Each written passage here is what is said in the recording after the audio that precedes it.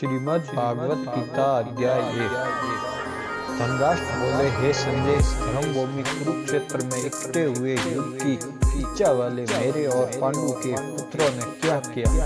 इस पर संजय ने देखकर बोला, उस समय राजा दुर्योधन वायु रचना युक्त पांडवों की सेना को देखकर और द्रोणाचार्य के पास जाकर ये वचन कहा, हे आचार्य, आपके बुद्धिमान शिष्य द्रुपद पुत्र धृष्टद्युम्न द्वारा वायु का खड़ी की गई पांडु पुत्रों की इस बड़ी भारी सेना को देखी।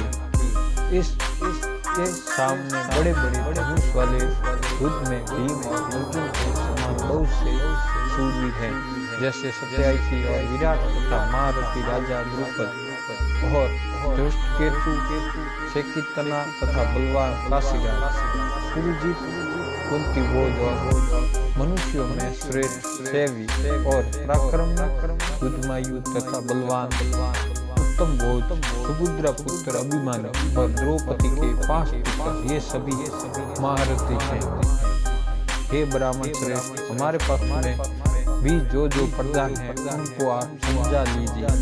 आपके जानने के लिए मेरी सेना के जो सेनापति हैं उनको कहता हूँ। एक तो स्वयं आप और पितामह भीष्म तथा कर्ण और समग्र विजयी कृपाचार्य तथा वैसे ही अश्वत्थामा, विकर्ण और सोमदत्त का पुत्र भूरिश्रवा तथा और भी बहुत से शूरवीर अनेक प्रकार के अस्त्र शस्त्रों से युक्त, मेरे लिए जीवन की आशा को त्यागने वाले सबके सब युद्ध में चतुर हैं। भीष्म पितामह द्वारा रक्षित हमारी बहु सेना सब प्रकार से अजय है और भीम द्वारा रक्षित इन लोगों की ये सेना जीतने में सुगम है। इसलिए सब मोर्चों पर अपनी अपनी जगह स्थित रहते हुए आप लोग सब के सभी निसंदेह भीष्म पितामह की सब ओर से रक्षा करें। इस प्रकार द्रोणाचार्य से कहते हुए दुर्योधन के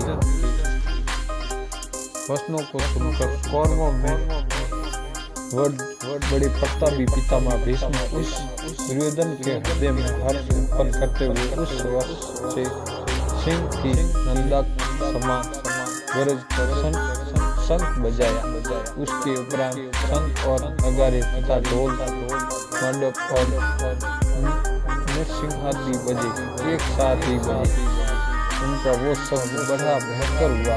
उसके अंतर सफेद घोड़े के युक्त उत्तम रथ में बैठे हुए श्री कृष्ण महाराज और अर्जुन ने भी अलौकिक शंख बजाए। उनमें श्री कृष्ण महाराज ने पंचजन्य नामक शंख और अर्जुन ने देवदत्त नामक शंख बजाया। भयानक क्रम वाले भीमसेन पांडु नामक महाशंख बजाया। कुंती पुत्र राजा युधिष्ठिर ने अनंत विजय नामक शंख और नकुल तथा सहदेव ने सुघोष और मणिपुष्प नामक वाले शंख बजाए। श्रेष्ठ धनुष वाले काशीराज और महारथी शिखंडी और धृष्टद्युम्न तथा राजा विराट और अजय सत्यार्थी तथा राजा द्रुपद और द्रौपदी के 5 पुत्र और बड़ी भुजा वाले सुभद्रा पुत्र अभिमन्यु, उन सब ने हे राजन अलग अलग शंख बजाए। और उस भयंकर शब्द ने आकाश और पृथ्वी को भी शब्द माहे करते हुए धनराष्ट्र पुत्रों के हृदय विद्युत कर दिए।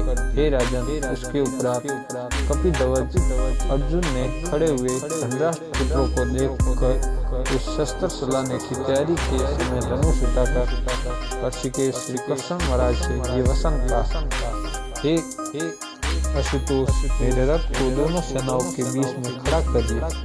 जब तक मैं इन स्थित हुए युद्ध की कामना वालों को उसी प्रकार से देख लूं, क्यों इस युद्ध रूप व्यापार में मुझे किन के साथ युद्ध करना योग्य है।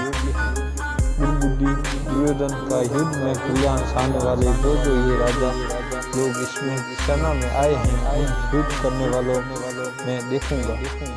संजय बोले, हे धनराष्ट्र, अर्जुन द्वारा इस प्रकार से कहे हुए महाराज अपने